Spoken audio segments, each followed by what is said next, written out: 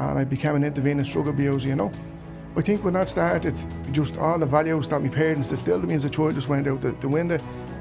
So my dad said, son, I want to bring you to Medjugorje, you know, you're on drugs, and I don't share this, I only share this recently. A good friend of my dad's, his son died of heroin. He was the same age as me.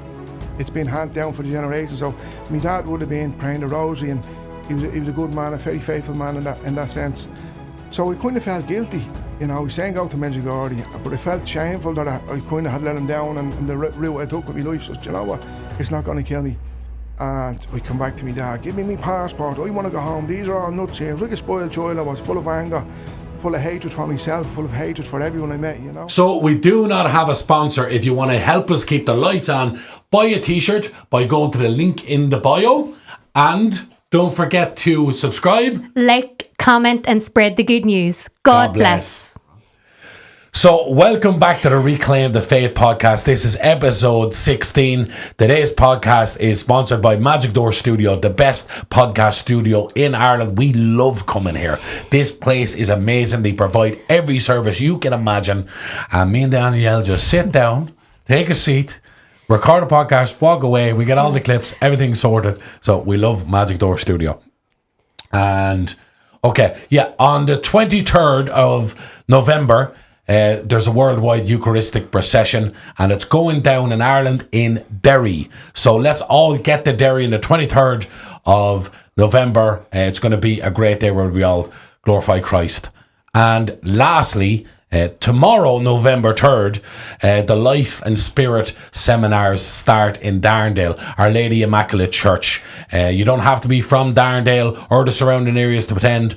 Everybody's welcome. And come along, it's going to be great. There's going to be darkness to light testimonials, rosaries, there's going to be singing, you know, and the Holy Spirit will enter the church. That's all I'm going to say on that. That's a bit of a tongue twister there. Yeah, it was, yeah. I actually went to the Life and Spirit seminar, one of the conferences where you were there. That's right, John. That's the first evening we met. That's right. We went there to see him, yeah. That was a special night, wasn't it? Yeah, it was great to have it there for 7 weeks, you know, and Bill from the country come up there, and Father John and the people. It was brilliant. Me and my wife and the kids went, and we really got a lot from it, I have to say, you know. And Damien, you've given us a few guests as well. Yeah.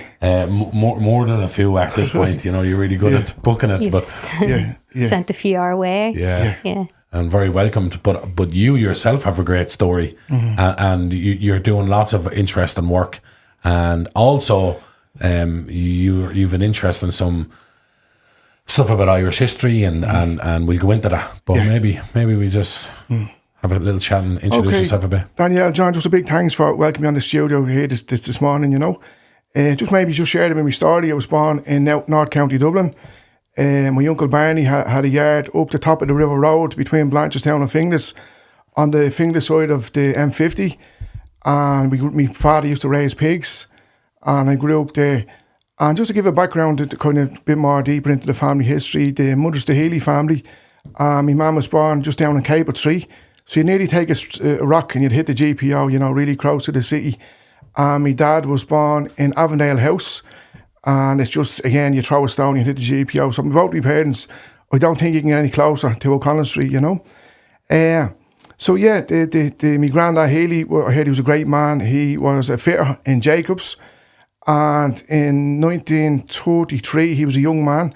There was the Eucharistic Congress in Dublin in 1933, and he helped out do the lighting, and he helped out with a lot of the kind of work that was going on for the Eucharist procession in 1933.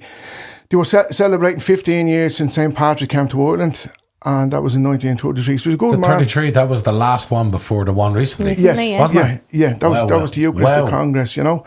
And so yeah, Grandad Liam, I never met the guy, but I heard he was a really good man. He used to, you know, help in the church, you know, do the maintenance there for free. He was an altar, he used to collect it there, and a really, really good man. So that side of the family, they're just working class people, good people. On my dad's side of the family, the Richardson family, we can trace back my great-grandfather, Hugh Richardson, to 1849 in Marlborough Street. And that would have been a year after the famine, you know, so his parents would have grew to the famine. And he was Hugh Richardson. Then my granddad Paddy was Grandad Paddy Richardson, and he was born in 1881, and he was a tough man, you know. And he was in prison a few times for fighting the English constabulary in Dublin. And he got 12 months in Mountjoy for riotous behaviour, fighting the English, on the streets of Dublin, So here he was a very academic man, very clever man. He would have had pigs in just Grenville Street there, and we had pigs and horses there and stuff. When my dad was born in the 30s, and he was only 8 years of age, and the family would have had lots of horses and carts and trotting horses, and there were always horses there. And my dad used to tell me he was only 8 years of age, and he was in Moore Street collecting all the old vegetables to bring up to his father for pigs. And this American lady came along. She said, "How is this? This is amazing to see an 8-year-old child able to drive an ass and cart." And my dad told me that this woman took a photo of him, but we were always searching for this photo, but we would love him to have it. My dad is 8 years of age, So yeah, just my granddad Paddy also. Jim Larkin in the lockout, and that was the unskilled workers. There was 1913, exactly, good man, John. And he was very academic. He could read and write, and not many people could read and write back then. And Jim Larkin come up to him, and he gave him loads of bread for the people of Parnell Street and to give out and stuff. So he would have been a well-known fella, He had a picture of the Divine Mercy, not the Divine Mercy, the Sacred Heart of Jesus, and I think it's 100 years old. And I actually have this painting still in my house today, in my bedroom, And my own father used to tell him that my granddad was a tough man. And he used to say, "I'll take my jacket off to any man, but I fear the Lord," And he'd get down on his knees every night and he'd pray to the Lord. So a big Catholic faith there, So I grew up with my dad and was breeding horses. My dad was a horse breeder, and we had pigs growing up. And I remember my dad used to have a Ford Escort van in the 70s, and it'd be worth a fortune if you had his car today, But he used to go around all the hotels in Dublin collecting the swill for the pigs. So the swill was just like, all the slops out of the hotels and stuff. And about 4 or 5 years of age, we moved out of the yard, and Dad bought a house, a little cottage and a bit of a yard up past Blanchestown towards the Mulhooded area, And we grew up there. And again, Dad had loads of horses, and he bred horses. And he was a great man for the breeding of trotting horses, There was one time where a few lads asked him to go to Wales with them. They were purchasing horses. And he had a great knowledge of the harness racing breeding, But my dad was a good man of faith, He was always praying and so on and so forth, So, selling logs and stuff with my dad when I was a kid. And when I was 13 years of age, my mother and father separated, And it was like, I'm sure every family have their ups and downs, And I moved into the inner city then, where my nan was living, and I moved in with my nan. And it did really have a big effect on me, this breakup, Now, my mum and dad, they were very faithful to their marriage. There was nothing about anything like that. They were very faithful to each other, just financial stuff, and he just couldn't live under the one roof. And that's okay, And I moved into an inner city school when I was 13 years of age, just Mark Street School, and it was close to Parnell Street, and there was lots of kids from the inner city there, It was tough school, I have to say. And thankfully I had a few cousins there, but they had these boxing tournaments in the school, to fight other schools, other underprivileged schools in North Dublin and South Dublin. But the one rule was that you couldn't be in a boxing club, you couldn't be an amateur, you had to be just not in boxing at all, So I had 2 fights there, 1 or 2 of them joined the boxing, and then the final was over in the National Stadium, the boxing stadium, and a good scrap he had, me and the chap there, and he won. I lost that fight, But I was told after he was an amateur boxer, the lad says, "Damien, you're not getting ripped off, your man is in the club already, But that's what it was, I did do a year's boxing then. I joined Fishborough Boxing Club, Lord of Mercy. Paddy Delaney had Fishborough at the time. Oh, yeah, and he also had Corinthians. The Corinthians used to be down the end of Cable Street before they went to Summer Hill. I remember Paddy well, yeah. So I was in there for about a year. Had a few fights, nothing special, won a few, lost a few lost, but I done that for a year. And it was more my confidence, it was good for me confidence in that, So I was in school, and I wasn't great academically, whatever the reasons was, I wasn't very good academically, And I left school at 15 years of age with no education, no trade whatsoever, I went working for an uncle of mine on my mum's side of the family, and he did a little bit of a courier business, and I used to do couriering, on a push bike around Dublin and cycling, and that was okay for a year. After that then, I went with my Uncle Hugh, then working with him out in Portmarnock on the trotting track there with the horses, and I was working with my cousin Peter there, a gentleman, he was Lord of Mercy and Soul, he was a big example. And I was walking, breaking a few horses, training horses. They were building a golf course at the time. And there was a lot of my cousins there. So I really enjoyed that walking with the horses. And I I stopped doing that about 16, 17 and, you know, fell into a kind of bad crowd and stuff, started smoking cannabis and stuff. And I wasn't drinking a little bit, but I never was a big drinker, you know, drinking a bit then. And I just had this there's a lot of stuff going on with me. I'm very shy when I was growing up, I have to say. Very introvert, very shy. And, you know, just the cannabis, the drugs and stuff, and it gave me confidence, as I was saying, you know, to speak more and be more outgoing and stuff. That would have led me to about when I was 18 years of age, and the whole rave culture started in the 1990s in Dublin. And I remember I got an XC tablet, and the Olympic Ballroom was after opening, and I just took this XC tablet, went to this rave party, and just my heart was just pumping down my stomach. I remember the first night taking it.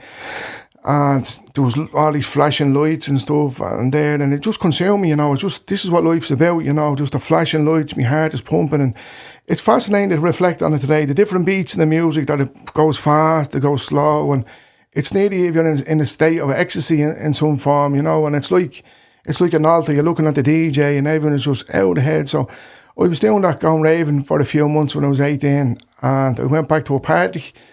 And there was these youngsters smoking tinfoil, smoking heroin on a tinfoil. I said, what are you doing? I said, oh, it's a bit of heroin. So do you want that? Yeah, gives a bit of that. So I started smoking heroin then, and had the opposite effect. It kind of, you know, it slowed me down and stuff, and kind of things like that, you know.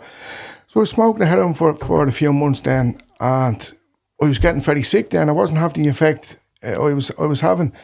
And I turned to the needle then, and I became an intravenous drug abuser, you know. I think when that started, just all the values that my parents instilled in me as a child just went out the window. You know, I was getting into trouble with the police, antisocial behaviour. I was driving motorbikes without tax insurance, driving cars without tax insurance, and just carrying on in different forms, you know. By the age of 21, I had been through the gates of 4 different prisons, you know, nothing mad now, but just insurance and stuff and that. And there was kind of a rebellious in me, I don't know where that came from, kind of a rebellious feeling as well, you know. And I had good friends at the time, and they were caught in the whole thing, you know, just drugs and so on and so forth. When I was 23 years of age in 1996, as I said, my father was a good man of prayer. He got mass every day. He prayed a rosary in the church every day. And he was in a prayer meeting in Finglas, he was, and he seen this video of these 2 American girls, and he had speaking about Medjugorje. And the 2 American girls had been on drugs. They went to Medjugorje for 2 weeks, and they never touched drugs again. Completely transformed my life. So my dad said to me, Damien, I'm going to, you know, want you to go to Medjugorje. Now, I'd heard about it. I knew it was obviously an Aboriginal Catholic site and that. And I said, no way, not going to Medjugorje. Just be a week full of prayer. And it was so far from where I was living. Now, when I did grow up, you know, we did pray the rosary with my dad, and we went to mass and stuff. Though there was faith there, you know, that way. So my dad says, son, I want to bring you to Medjugorje. You know, you're on drugs. And I don't share this. I only shared this recently. A good friend of my dad's, his son died of heroin. He was the same age as me. And my dad bought a grave, and he went into all the family, my aunts and all. He said, I'm not buying a grave for Damien. I think he was trying to shock me, you know what I mean? Because the heroin was horrific. There was a lot of deaths at that time in the early 90s. So I was 23 in 1996, and Dad said, I'm going to bring you to Medjugorje. And he kind of tricked me into going. He showed me all these beautiful beaches in Croatia, and he kind of tricked me into going, you know. So he said, here and here. So I said, right. And I kind of felt guilty because I was really close to my dad as a kid. I never left the side. You know, when I was 6 years of age, till I was 13, he'd bring me to novenas. Every Tuesday night we go to St. Jude's, we go to St. Anthony's. You know, my Aunt Mary and Finglas, Aunt Nellie and Kathleen, they were there as well at novenas and stuff. And we've the biggest family in North Inner City and the surrounding areas. Like, there's millions of cousins, but most of them would be big into their faith, and it's been handed down for the generations. So my dad would have been praying the rosary, and he was a good man, a very faithful man in that sense. So I kind of felt guilty. You know, he's saying go to Medjugorje, but I felt shameful that I kind of had let him down, and the route I took with my life. So, you know what, it's not going to kill me. So it was August 1996, and an hour before we went on the flight, I was at the back of the airport with a few of my friends smoking heroin. And even then I was thinking, will I go, will I not go? And there was doubts in this ear. One ear was saying go, this ear was saying don't go. So I eventually went, I took a load of tablets, and I got on the plane. And it was August 96, it was very warm. And I remember we got a bus from Dubrovnik down to Medjugorje, a 3-hour trip. And I was down my head, and I was asleep on the bus. And I just remember waking up on the bus to this rhyme of Hail Mary, full of grace, all these grannies. And I said, oh my God, what am I have to get myself into? You know, this is going to be nuts this week, you know. So we arrived in Medjugorje, and the first hour I ran around the village. I kind of looked everywhere, and I come back to me dad, give me my passport. I want to go home. These are all nuts here. I was like a spoiled child. I was full of anger, full of hatred for myself, full of hatred for everyone I met, you know. And of course you were coming down. Yeah, out of head, you know. And did you'd no way of getting drugs? No way of getting drugs, none at all, you know. And so I ran around the village for an hour, looked at all this you know, the shops and stuff, and like, get me out of here, like the whole. And he said, son, please, give it a chance, please. Just, you've only arrived an hour ago, give it a chance, you know. So that was the first, you know, encounter in Medjugorje. And I was sick, I was very sick that evening. I know drugs and no heroin. And the first night I was really sick, and every night I used to walk up and down the main street of Medjugorje. And back then it was just after the war in Medjugorje, and there was no lights. It was just very dark. The village wasn't. There wasn't as many shops as there is now. So for 3 nights I was just sleeping, you know, just trying to, you know, in the hotel during the day, and I didn't sleep. I was walking up and down the main street every night, and a lot of dark thoughts, you know, in my head, and just really dark stuff going through my head. So on the third morning, there was a bench where the famous Our Lady statue is outside James's church, and there's a railing around it now, but there was nothing there, just Our Lady on a bench. And I was exhausted. I hadn't slept in 4 days, and I slept on this bench around 4 a.m. in the night time, you know. And I remember about 5 o'clock, sunrise come up, and I remember just beautiful sun on this cheek. I'll never forget it. Just this sun on this cheek, and it was lovely birds chirping all around me, about 50 little birds chirping. This was nuts. And I just felt this peace I hadn't experienced since a child. Just this peace that surpasses all understanding. I can't understand it. Just this interior peace. And I was like, what is this? You know, just peace there. So I grew up, and anyway, and I went back to the hotel, and my dad was really worried about me because I had missing all night, and he was thinking I'm going to kill myself. What am I going to do? So I went back to the hotel, and Dad was there, and he opened the door, and he looked in my eye, and you could see something changing me. He said, you okay? I said, yeah, I'm okay. So he said, someone to come to mass with me, because I hadn't been near the church. I wouldn't step in the door of a church in Medjugorje before that. And I said, right, I'll go to Holy Mass with you. So Holy Mass in Medjugorje, because there's so many pilgrims from around the world, there's like the German Mass at 8 o'clock, there was whatever, the Spanish Mass 9 o'clock, there's the English Mass at 10 o'clock, and then the Italian Mass is at 11 o'clock. So the English speaking Mass there. So I went in, and you know, during the shaking of hands, during the peace, there was an Irish guy behind us, and he would have been the same age, 23 years of age. So I turned around to him, he put his hand out to shake my hand, I shook his hand, and he shook me. Dad, I never thought anything of it. So when Holy Mass was over, he was standing outside the door of the church, and he introduced himself, and he said, how you doing? He says, he's Dublin, where are you from? He must have heard the accent. And Dad said, no, I wasn't speaking, I was just in silence, just couldn't even put one word together, I was so broken. And he says, I've been here for a week, this is my second week, when did you come in? And my dad said, we've been here for 3 days. So he looked at me, how are you doing? He says, well, you up there at the mountains? I says, no, I haven't, Dad, speaking for you, we haven't done anything. So he says, come on, I'll bring you up the mountain here like that. And if you've ever heard of a guardian angel, he was sent by God, you know, just to send me. So he began to speak to me, and he said his name was Bill Connors from Wexford. And he brought me off up the mountain, and he told me God loved me, he told me Mary loved me, he told me God had a big plan for me. And he looked at me for 3 nights after that. I was very sick, and he'd stay awake with me during the night, and he kind of got me right, you know. And I spent a week with Bill there, and he was just such a lovely guy. You know, he wasn't afraid to take his rosy beads out. And I remember the funny thing, he said, I'm going to Dublin with you, I'm going to thump them drug dealers, any more of these drug dealers. So Bill was from the travelling community, beautiful, beautiful man. I don't know whether he's a relation of yours, John. Well, we're all from Wexford, all Connors is, you know. Yeah. I remember I was saying to you, my grandfather left Wexford at a very young age and never went back, so there's no doubt we're some relation, for sure. So when I go down there, I just see a lot of heads that look like mine, you know. Yeah. And Bill, there's a million Bill Connorses as well, you know. Yeah. There's a million Bill, there's a million Mileys and a million Johns, you know. Yeah, but and Michaels and that. Yeah. But Bill was just a beautiful, beautiful man, you know. And we're lifelong friends, and I do see his kids every Catholic event, Derry, wherever his boys do, be at the Divine Mercy Conference, and they're a beautiful family, they really are. So Bill looked after me that week, and another amazing thing happened. He went home, And there was about 15 young people, some seminarians, and 15 of us were chosen to stay a second week, and I really needed it, So I got to stay a second week. I think I got £200 to stay because there was some issue with the flights. You couldn't write this, John. You couldn't write this, Daniel, And I stayed a second week. I came back to Dublin then, and things had changed to me. There's life before Medjugorje and life after me. There was something changed to me out there, And I came back to Dublin. The girlfriend was at the time, she was a drug addict and stuff. And I just fell back into addiction, I just couldn't, but I did change and stuff, and I tried to do my best.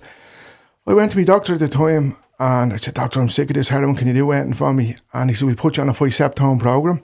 So I was on the physeptone for a year, and then they changed that to methadone. I was on that for 3 years then. So for anyone who doesn't know, physeptone and methadone, it's like a cough bottle, and you drink it every morning, and it kind of sedates you, you're comatose, and you're just kind of zonked, just comatose, So I was on that for 4 years, and I had no quality of life at all, just comatose all the time.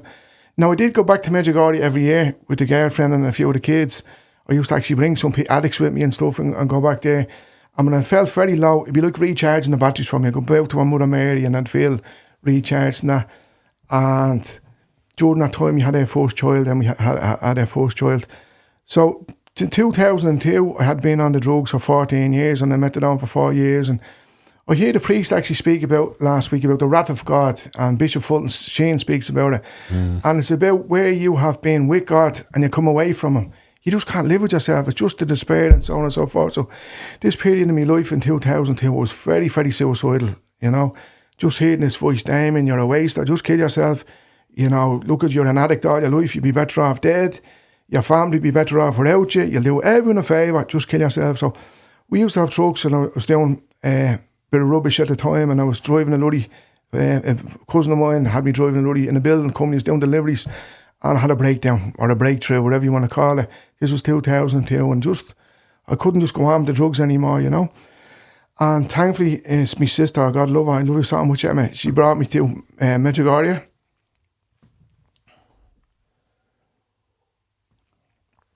And I couldn't recuperate myself.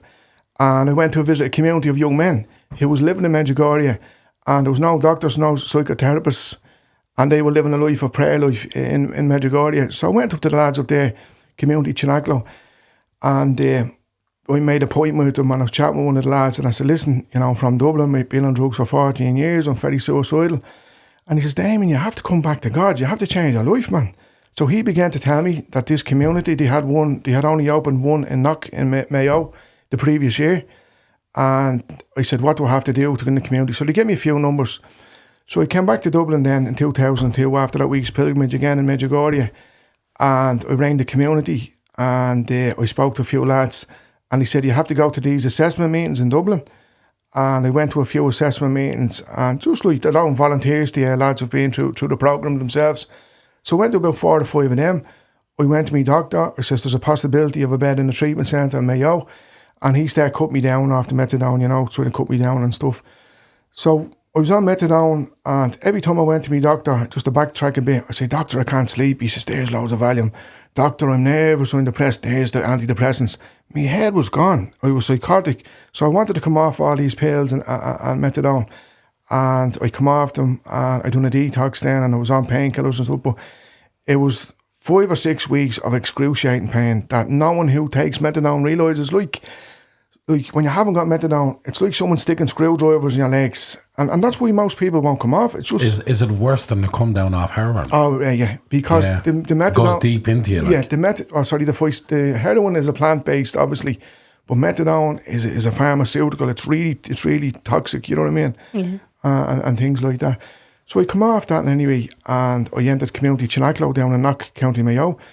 So just give you a background of Cenacolo. Cenacolo was started by an Italian sister, Mother Elvira, over 40 years ago in Italy. And her father was an alcoholic. And she could see, the new poor is the alcoholic, the drug addict, or the person lost. And she knew what it was like to live with an addict and so on and so forth. So for 7 years, she asked her superiors, could she open a treatment centre? And he said, no, Elvira, it's not the time. But after 7 years, they agreed to let Elvira go and 2 of her sisters to start this community. So she's only a little tiny nun, Mother Elvira. and the local council donated an old broken down villa in Saluzzo in North Italy, and that was the first Cenacolo. Now, she had nothing at all. She had a little statue of a lady over the door, and she says, look, I'm a little small Italian nun. God, if you want this, you provide for it. So I think the local hardware gave a few shovels and wheelbarrows, and a few lads heard about it, and she started doing this community up, you know. So that was the community there. So today, they have 70 houses around the world, on all the continents, and they have mission houses. So if a lad or a girl does 1 or 2 years in Cenacolo, you can go to the orphanage houses in South America. It's after evolving into a religious order. So she has 10 holy priests at the moment. Most of them would be drug addicts. She has 50 sisters. Most of them would be drug addicts. And it's recognised by the church as well, this community. So 2002, I entered Cenacolo, very broken person, you know, really, really broken, just was in silence, just couldn't speak, couldn't lift my head up off the ground. And just to give you a day in Cenacolo, they wake up at 6 o'clock in the morning, and we have a wash. We go into the chapel first, and we pray a rosary on the knees in front of the Blessed Sacrament. And then we might do, you know, the reading of the day, whatever the gospel is of the day. And then we'll do some sharing, you know, we'll share how our last few days was, or if you had a situation, one of the lads in the house, you might say, I had a situation with John, can we talk about it after?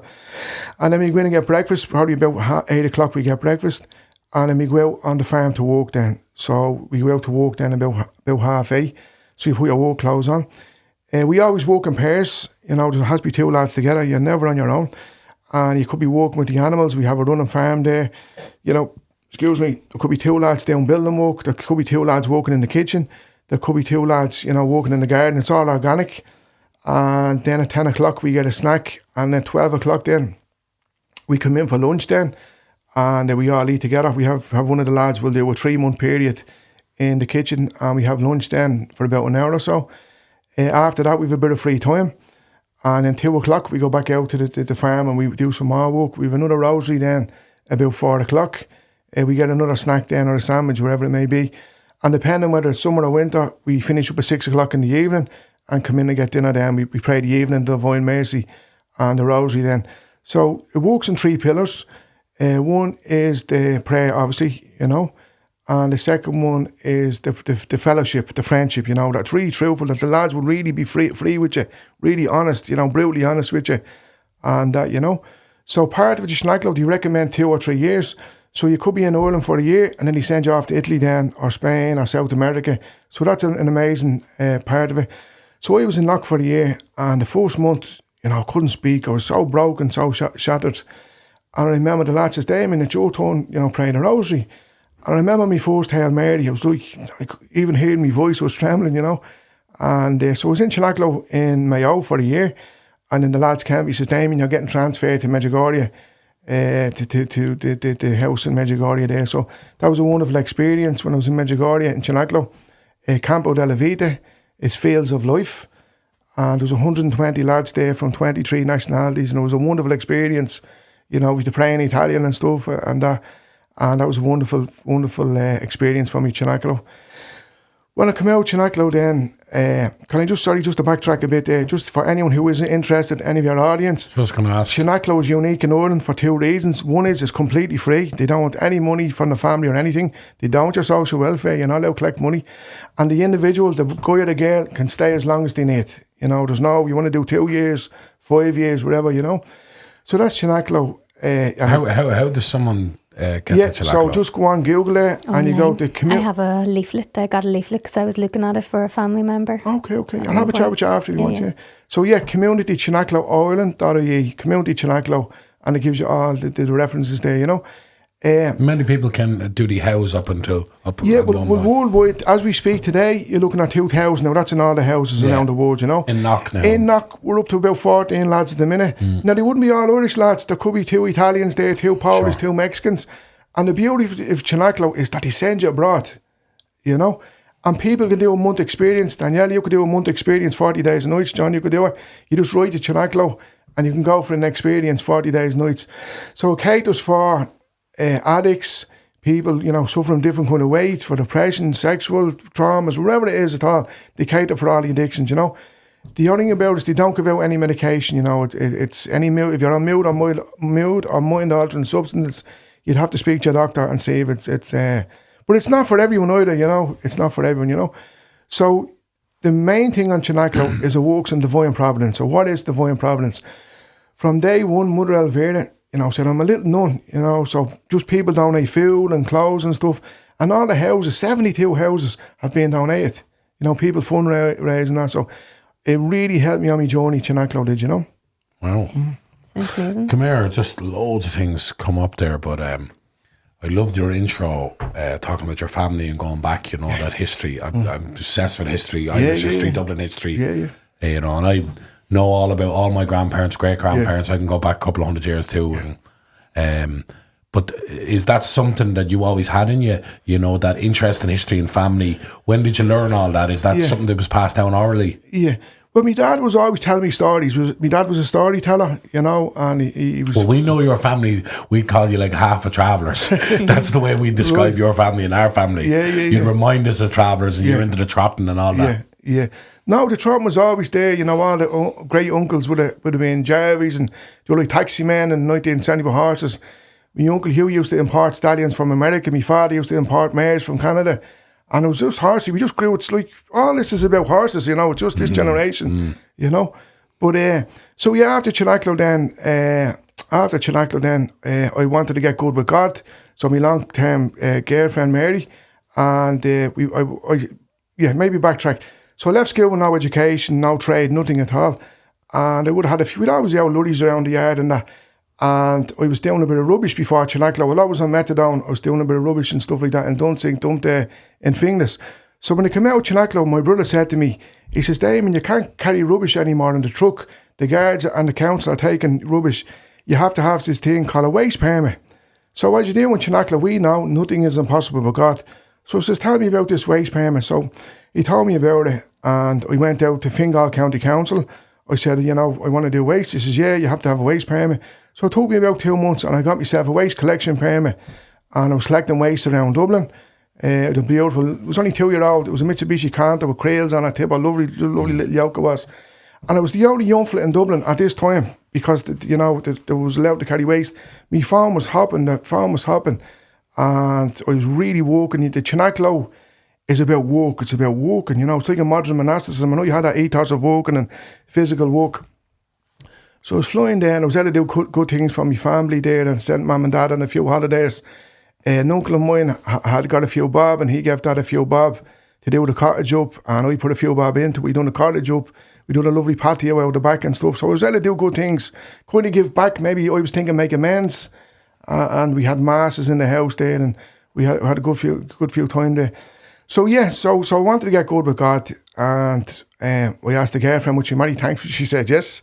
And was she Mary, you said? Yeah. Was she your girlfriend long-term from the beginning? Yeah, long-term girlfriend. Who you had children with? Yeah. Okay. And she was caught up in addiction, God bless her as well, So when I was in Cenacolo, she got done a detox also, and I had my own business doing the waste. I was doing really well with the waste, and I wanted to get good with God. So we had a lovely wedding we had, and we wanted to go to Medjugorje. So we spent 3 nights in Dubrovnik. We had a beautiful time in Dubrovnik. And then we went down to Medjugorje for 4 nights to thank Our Lady for the second chance in life.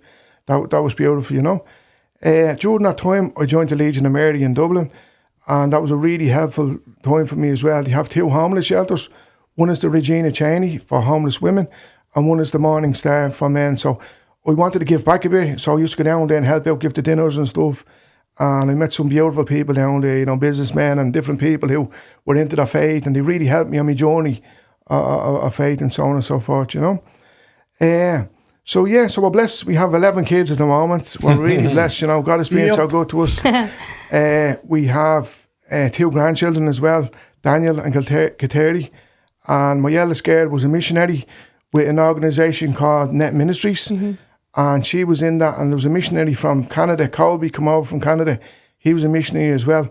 And I'd just like to thank this opportunity for Net Ministries, for Tony and Sheena Foy. They're the managers of Net Ministries. And I gave me 2 girls to them the last few years, and they were just so beautiful, bringing them on and forming them in their faith. So my second girl, Amy, she's a missionary as well. She's up in Belfast. Tell us about Net Ministries. So yeah, Net Ministries, I think it was started in America a good few years ago. And they're trying to stimulate young people. So the parish will invite 6 missionaries into the parish. So most of the time, 3 lads and 3 girls. and the priest will have to have a house for them and accommodation and cars and so on and so forth.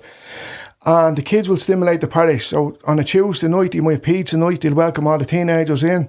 And then Thursday night, you might do something in the schools or whatever, but just trying to stimulate the parish, you know. Very good. So the 2 eldest girls were in that, and they really done really well out of formation and stuff. So just a big thanks to Tony and Shana for all the beautiful work they do, you know. Absolutely. Yeah. Damien, just on your wife, and this is not her testimonial, obviously.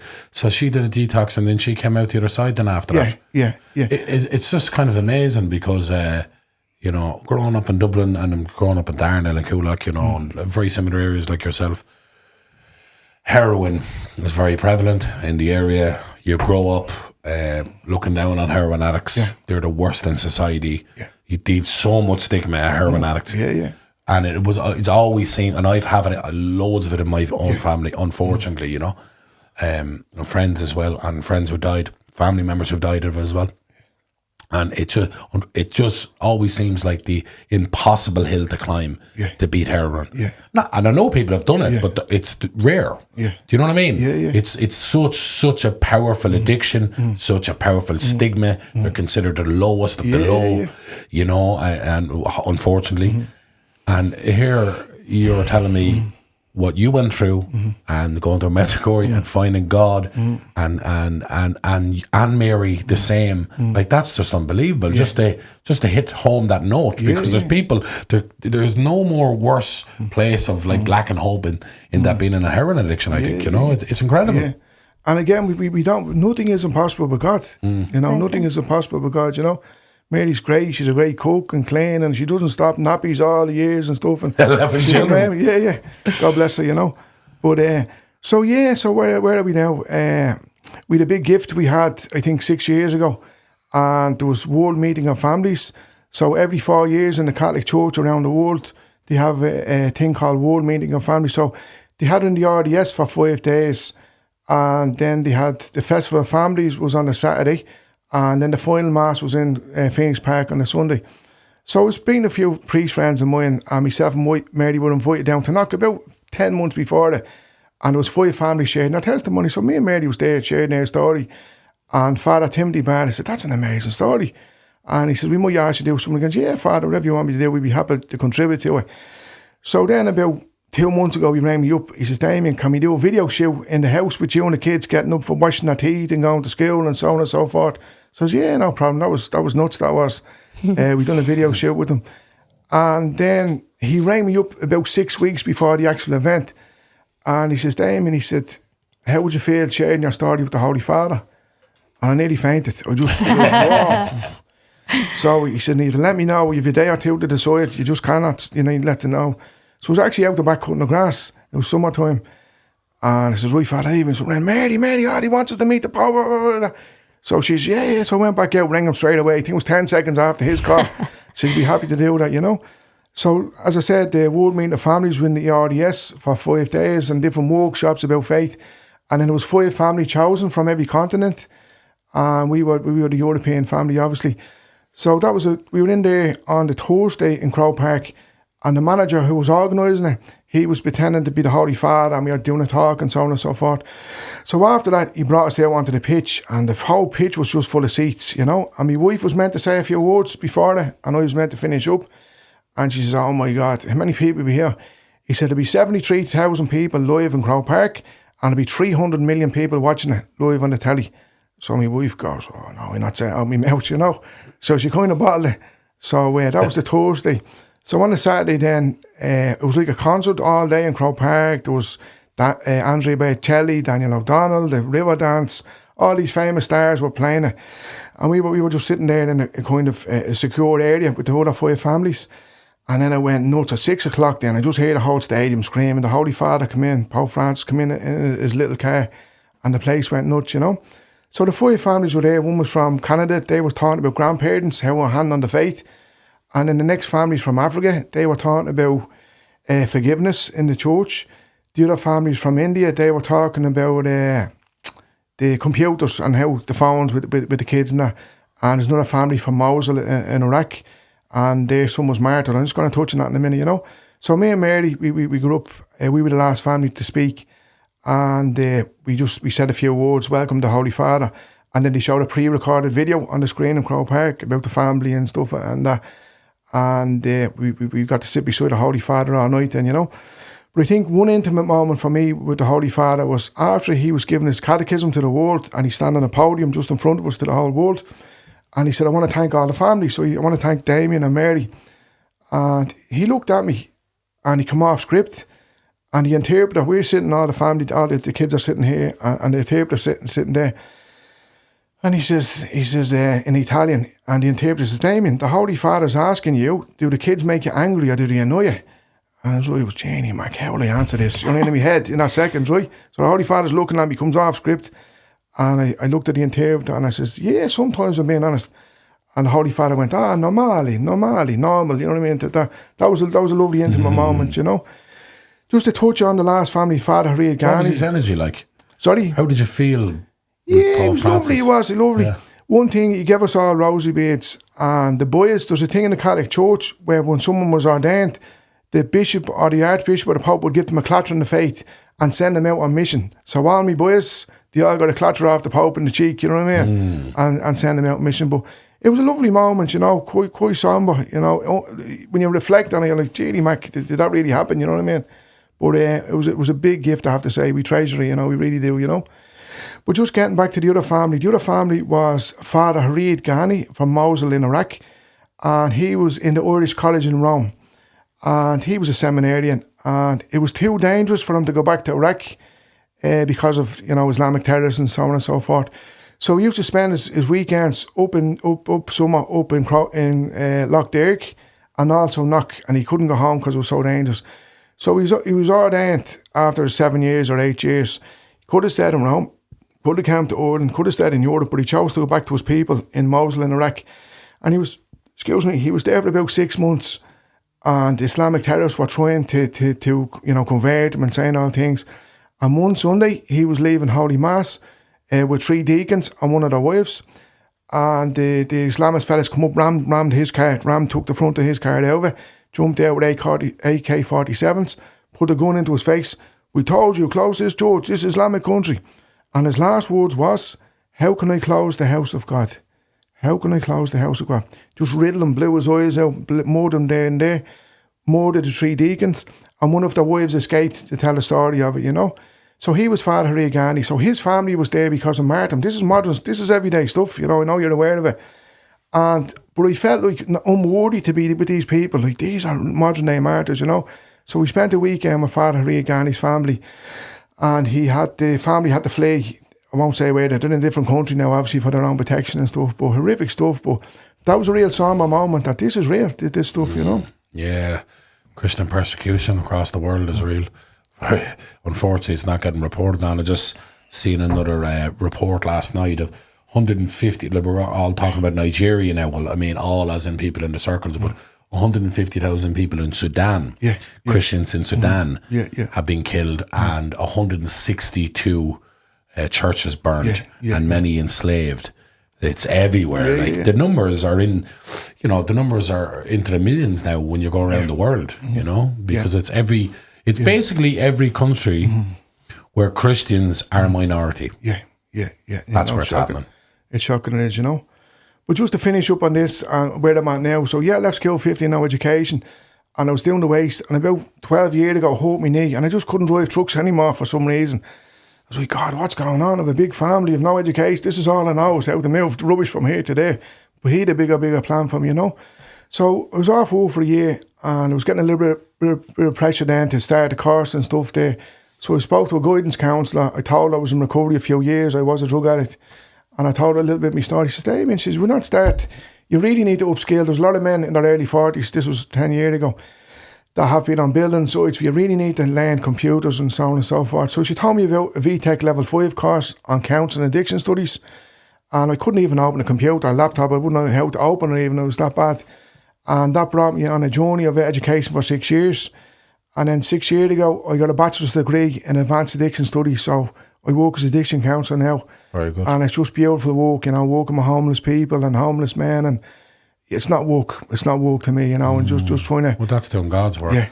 Yeah. How do you, because you've your degree in that, and that's obviously brilliant. It's all heavenly. And then how do you bring God into your work as well? What way does that work? Because obviously some people are not open. Yeah.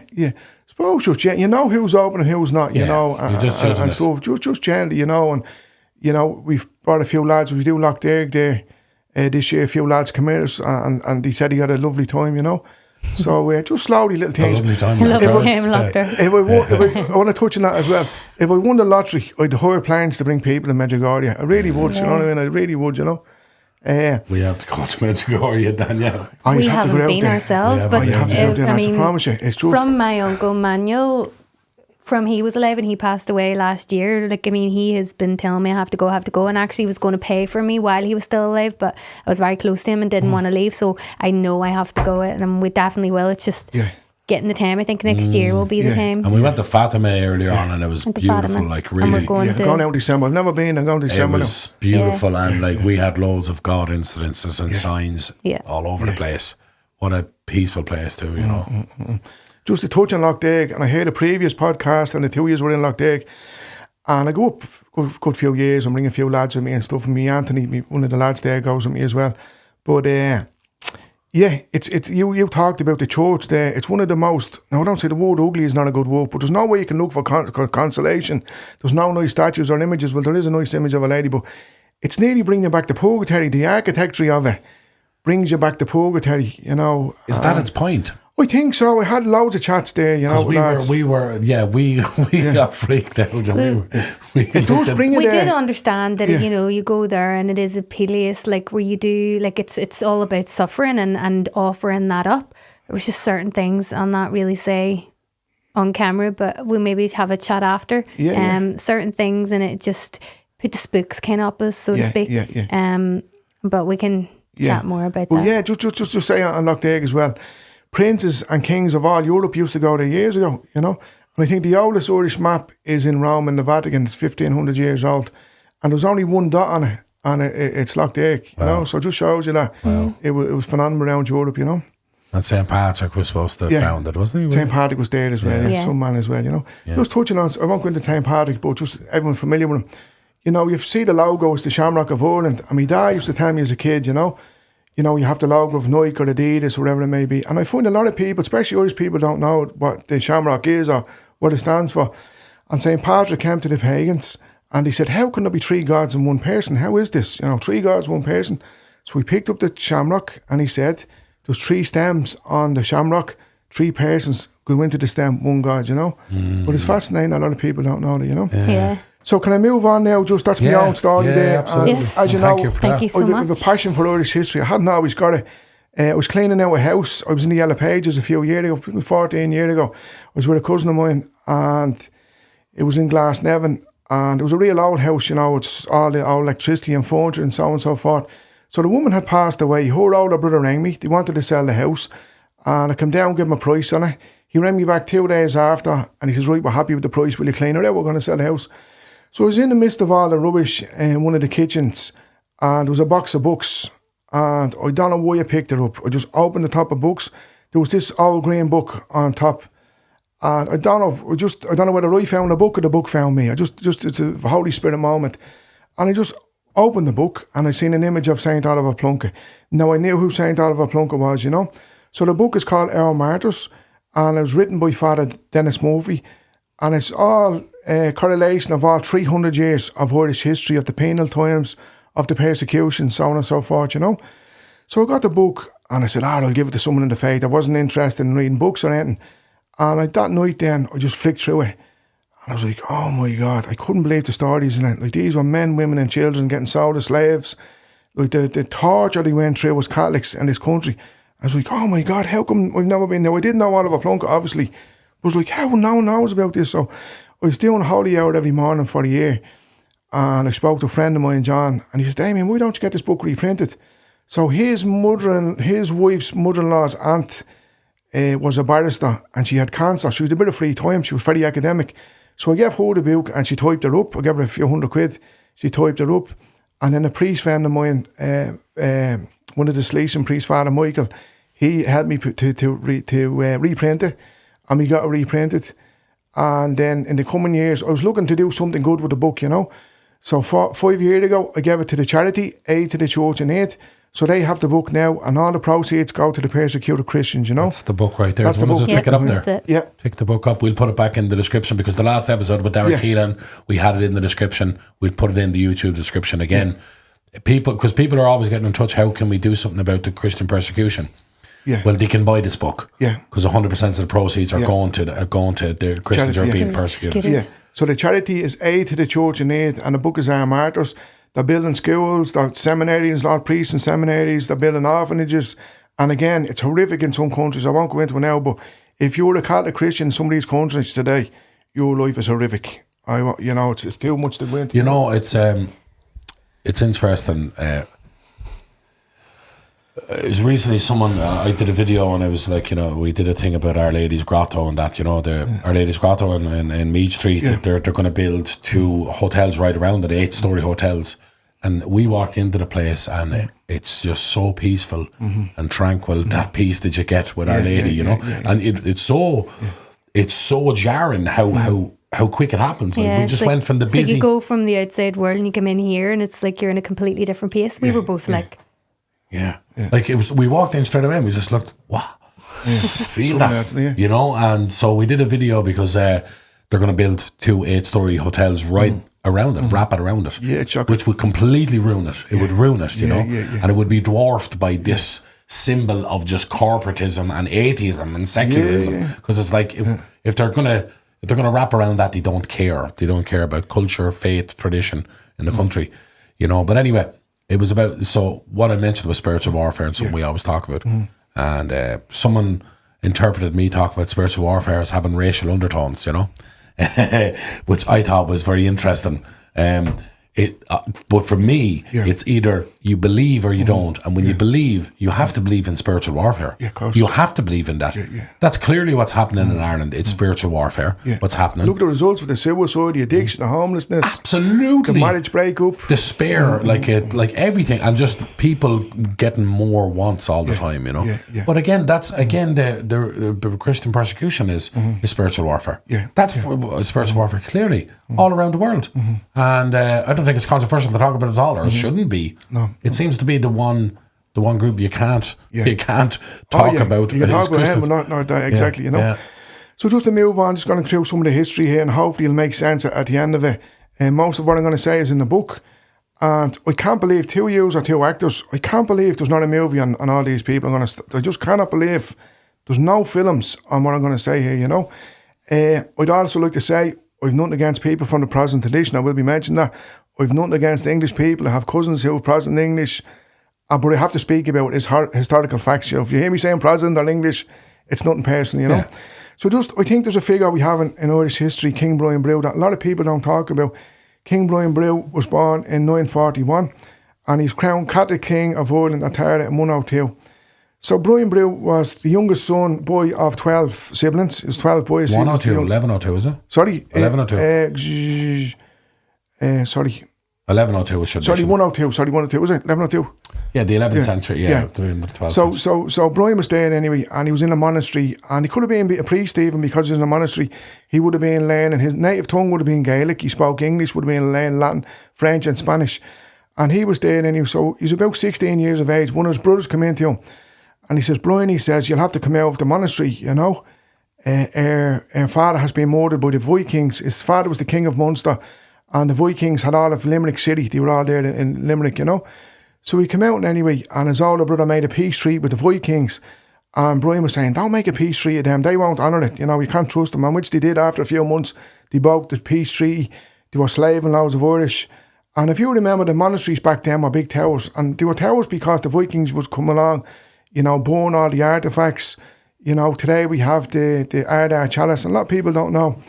The Medjugorje, it's the biggest sporting event in Ireland. That's based on the hardback chalice, you know, the blood of Jesus, you know. A lot of people don't know that, you know. We've the Book of Kells. So all these stuff, the Vikings would have been born in them.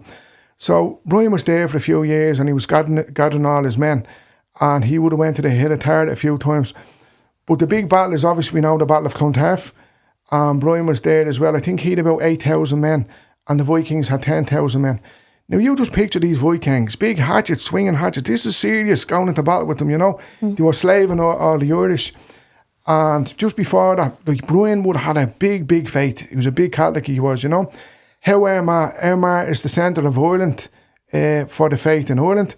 When Brian was younger, he gave 22 ounces of gold to the Franciscans up in Armagh.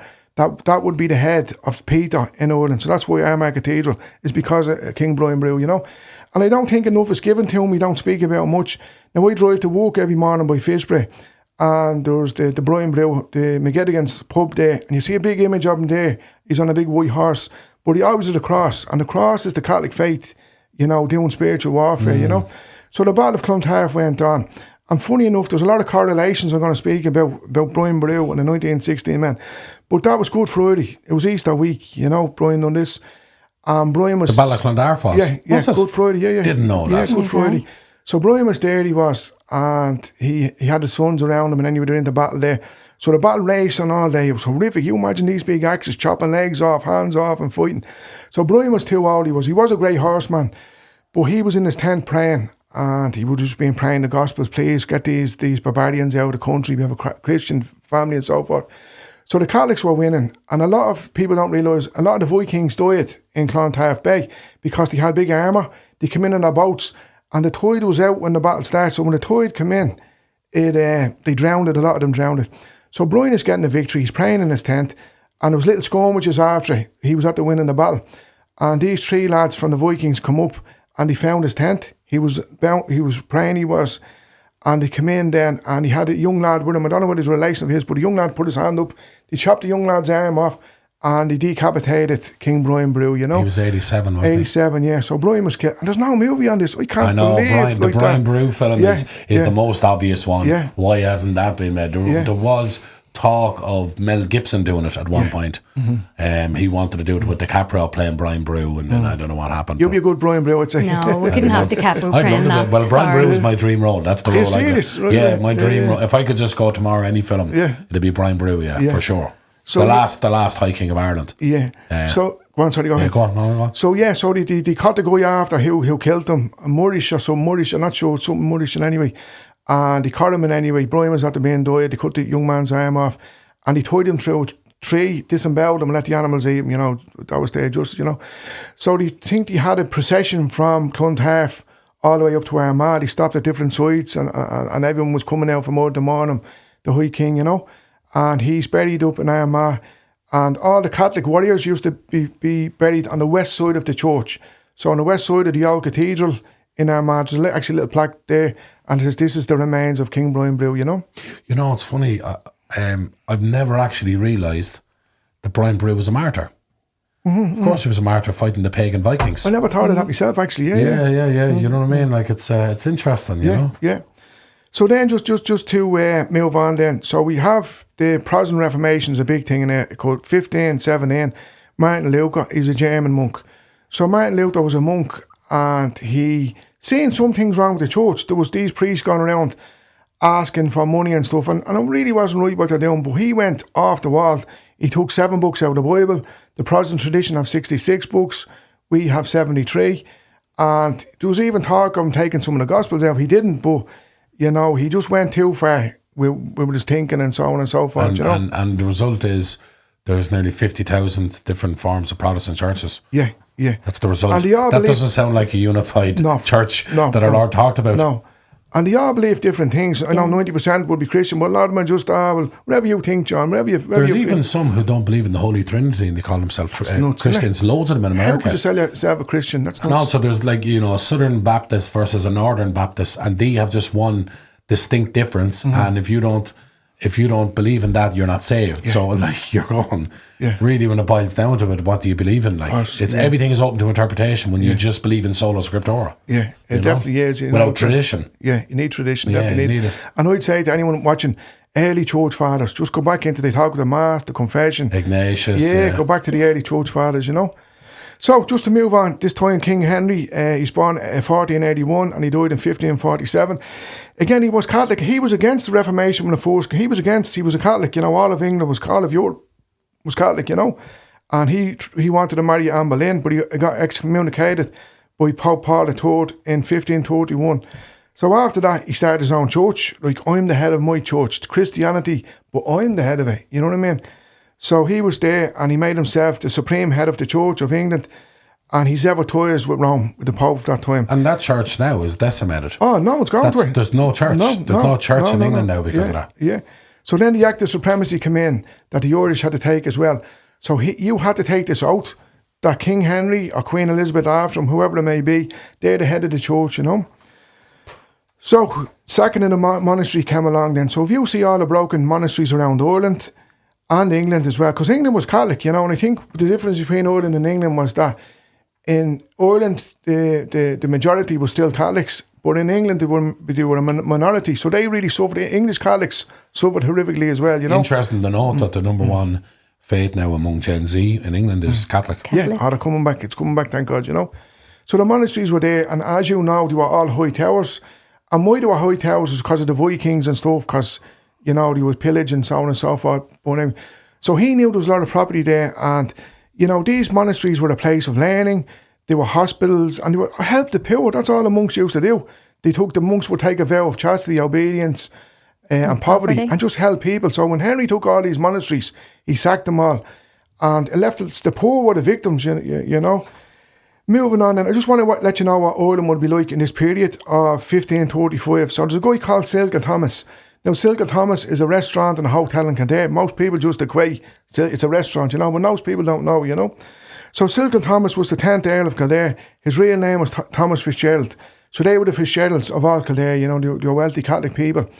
And Silken Thomas' father was brought to the King Henry tricked him, and his dad was in the Tower of London. That was a very common thing, that the English would trick them to go over for a meeting and then throw you in the Tower of London in the dungeons, you know. So his father was in the Tower of London for years, and someone sent a letter, and it was a false letter, and he says, Thomas, your dad is being murdered by King Henry. So at that time, Thomas was living, do you know the big castle, the gates of Mayo? There's a big old castle there. That was where the Fitzgeralds lived, you know. And Thomas galloped into Dublin with 100 horsemen onto the quays, and he threw a sword on the ground, and he says, before I was a friend of King Henry, now I'm a foe, and there was a skirmish and a few people died. So he galloped back to Mayo there, and the English had a big army after him, you know. 100 of his men were decapitated at the gates of Mayo, just in the grounds there, you know, just because they're Catholic, you know. So he went on the run for a while, he did, Silken Thomas, and someone got out to him, said, listen, if you go to King Henry, ask him for mercy, he'll give you mercy, you know, he's going to catch you. So in the meantime, his 5 uncles were took to the 5 Fitzgeralds, were took to the Tower of London, and the mercy that King Henry, when Silken Thomas did go over there, the only mercy he got, he hung, drawn and quartered his 5 uncles, but he just decapitated Silken Thomas. He was only 20 years of age, you know. So that was some mercy he got him. He called him Silken Thomas because him and his 100 men used to have a silk ribbon around their helmets on their horses. That's where they get the name, hence Silken Thomas, you know. So that was what Ireland was like during this time, you know. 1592, we have Red Hugh O'Donnell and the Escape from Dublin Castle. This is another film, Red Hugh O'Donnell. Red Hugh was a film, definitely, yeah. He was there, he's from the north, he was, and the English, when he was 16 years of age, tricked him on board a ship up in Rathmullen. So he said, we've lovely wine here and different fields from Europe and all, do you want to buy some of it? So when he walked onto the boat, they put him in handcuffs, went around down to Dublin Castle, had him locked in Dublin Castle for a few years. And then he actually escaped, he did, one of the nights there, and he escaped through Wicklow. And they say that it was so cold that night he escaped, he lost 3 of his toes. He eventually left the country, he went to Spain, and he was in Spain going to the King Philip to ask for money to come back to fight for Ireland, and he died out there. Some people say he got a glass of wine that was poisoned. We're not sure about that, you know, but he's a big figure in it, you know.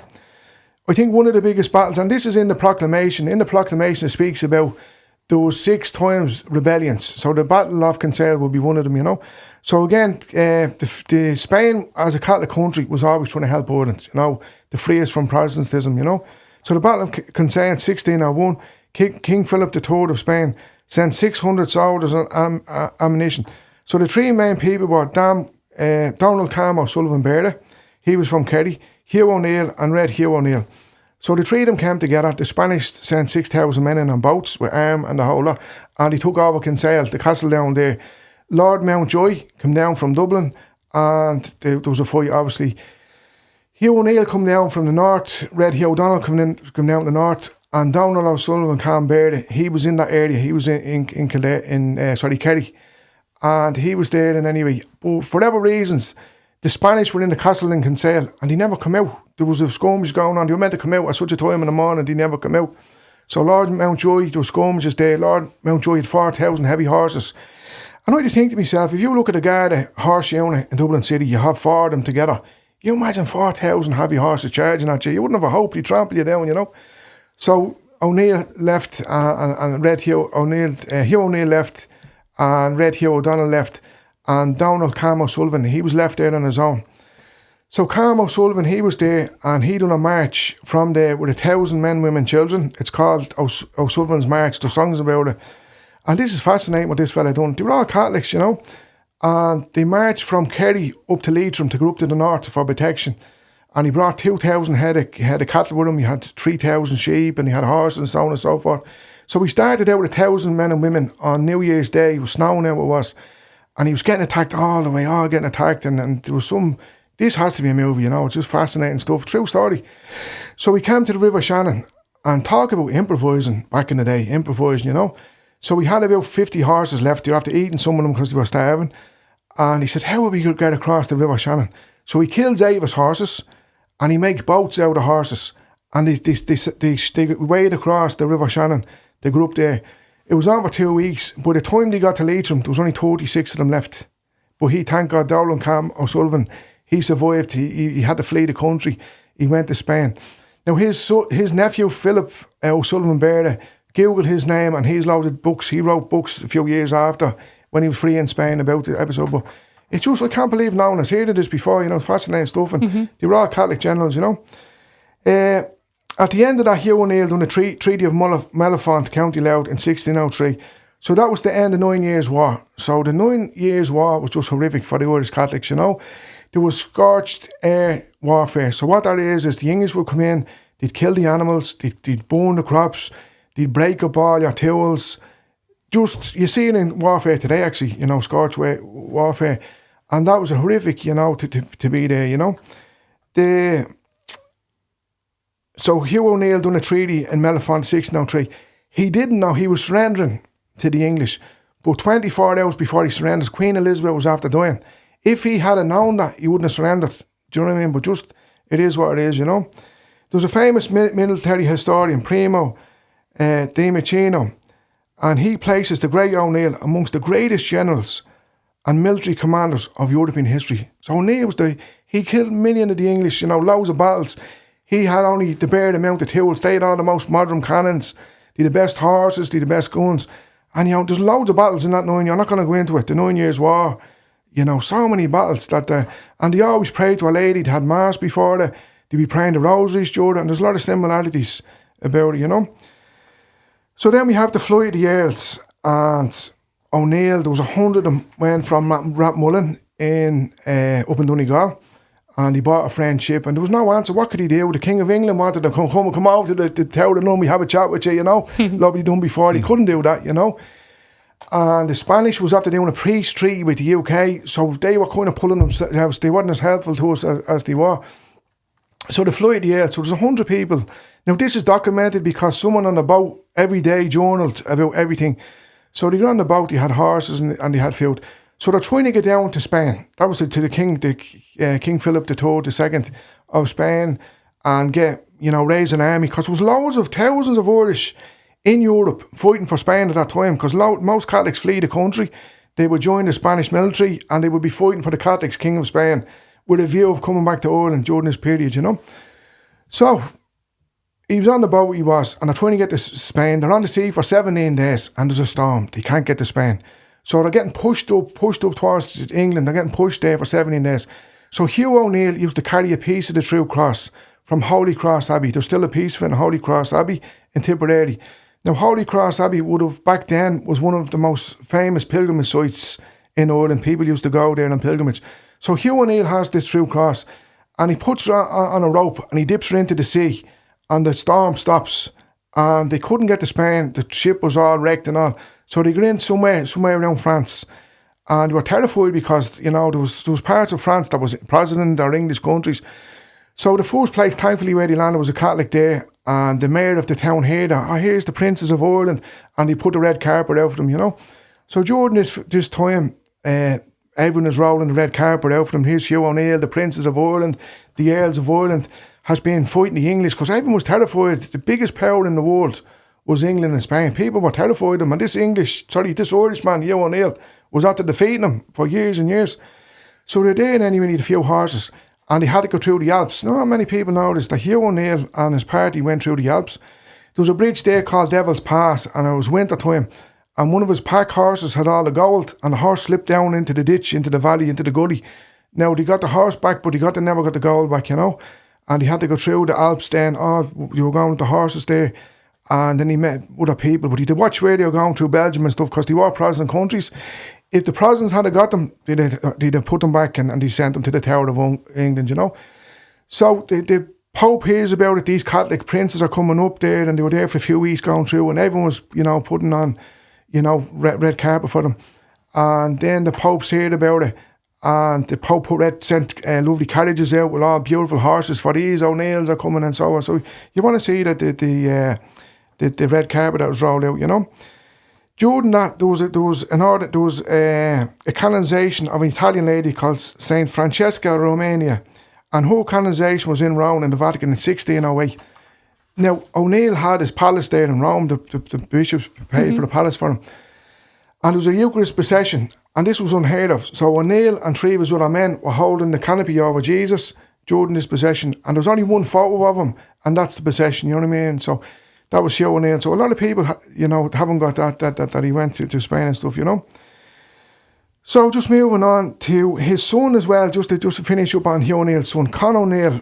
When he was doing the flight of the Earls, for 3 days he was looking for one of his sons, and he couldn't find him. He was out, he had 1,000 head of cattle in somewhere, I think it was around Armagh, and he sent scouts. He said, I need my son, get him in. He couldn't find him. So he was when the flight of the Earls happened, they went to Rome. Con O'Neill was captured, and he was put in the Tower in London, and he died of starvation, you know, which was very, very sad. And these were very academic young men. They could speak 5 and 6 languages. They were great military young men, and stuff. Just see him wasting away, you know. But that was the fate for them, you know. Just to move on then, just Oliver Cromwell, 1649. And the year before that, the English Parliament put a law out that they have no mercy on the Irish Catholics, you know. Men, soldiers, women, just kill them all. And a thing called no quarters. So during combat back in the day, there's a thing called quarters. Will I give you quarters or will I not give you quarters? So what quarters is mercy, you know. If they surrender, we'll give them mercies. If they don't surrender, no quarters. So Cromwell was coming here with no mercy. He came with 12,000 soldiers, 400 horses, 900 carriages, loads of weapons, and just horrific, you know, just men, women and children. It was just horrific what he done, you know. And he was coming with a religious war, that he believed, Oliver Cromwell, that this was God's mission for him, to exterminate the Irish Catholics, you know. So Cromwell was there, and he's loads of slaves. We know he sacked Drogheda and Wexford and Clonmel, and, you know, no mercy. Killed them all, no mercy at all, you know. And he's writing back to the King of England during this period, just after his campaign, you know. And this is what he says. All is not well in Ireland. You gave us the money, you gave us the guns. But let me tell you, every house in Ireland is a house of prayer. And every time we put a musket off guns to these fanatical Irish, they hold up these dangly rosary bits. So he's saying the rosary defeating the Irish people, the holy houses. You can get that online now, you know, it's there, you know. During this time, you had the penal laws, you know, and the mass rocks. And as a father of a lot of kids, I think to myself how easy it is to jump in the car and go 10 minutes to Holy Mass, you know. Back then, the Mass was outlawed. It was a criminal offence to be at a Mass. And they used to have the Masses, you know, in forests and that. And the village would let people know, you know, there's a priest there and there's Mass there on the QT. And I think, you know, you grew up during the night, your kids are now socks on you, your kids are now medical care, they're starving. And these people would do anything for the Eucharist. They would risk their lives. If they're caught, their fathers are killed, their kids are sold as slaves. But they would do anything for the Mass. I just can't comprehend that. Very like the Nigerian Christians now. Catholics, exactly. 94% Mass attendance, and they're literally being burned in the churches. Yeah. You know. And in the image here behind me, you can see the men used to kneel down. They put all the women and children at the front of the altar. And many a times there, you know, people would lose their lives going to mass, you know, it was horrific, you know, just for the mass, you know. And that's sad that this generation today don't realise that, you know, much their ancestors, my ancestors, your ancestors suffered for this. to give us the Catholic faith, you know. Priest hunters, you know, there's a price on a priest. It was £5 for a wolf and it was £5 for a priest. It would have been maybe 20 or 50 for the bishop, you know. And there's a bounty on their heads. It was bounty hunters. That's interesting because they managed to put the wolves into extinction in Ireland. Yeah. And the wolves are actually in Ireland where they had a kind of place in Irish society where they were respected, and there was lots of sort of beliefs around wolves and protected. Oftentimes they were asked the local Irish tribes were asked to eliminate wolves on behalf of the crown, and they refused that because they had a place for a wolf in the sort of Gaelic society. It's mad, isn't it? Yeah. With all this attack on Catholicism, though, that should answer something for people. Why is it attacked? Why? Yeah. Ask yourselves why.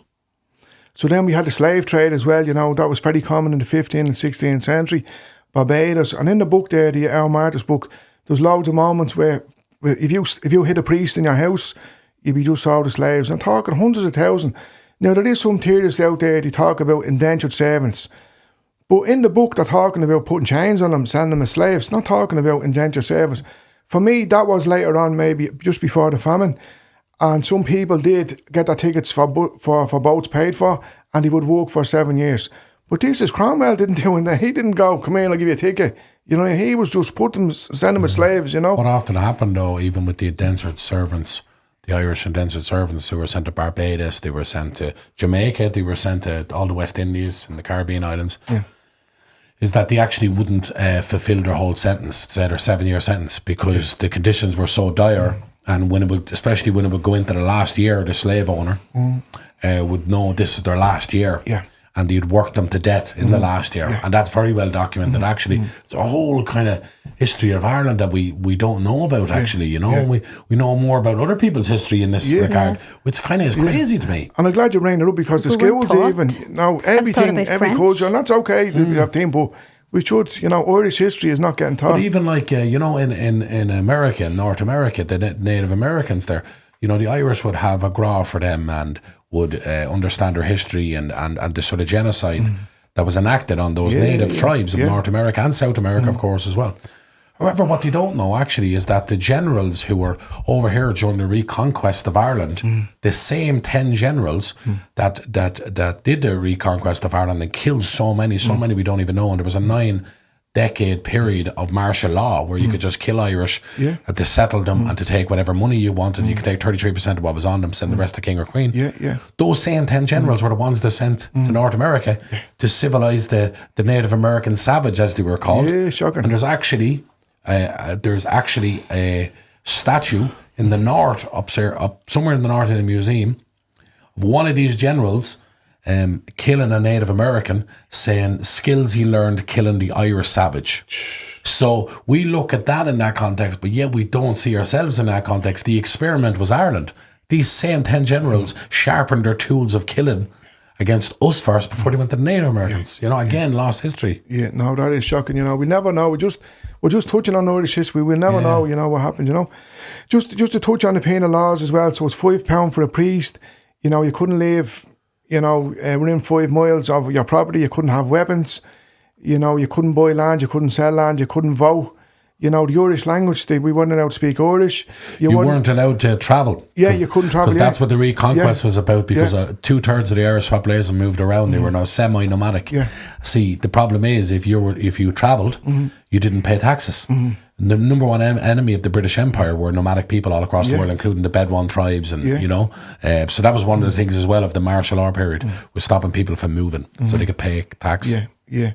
And again, the penal laws, you know, just you couldn't go to mass, you couldn't be around the priest, you couldn't pray, and just looking them online, they're horrific, you know, the penal laws, you know.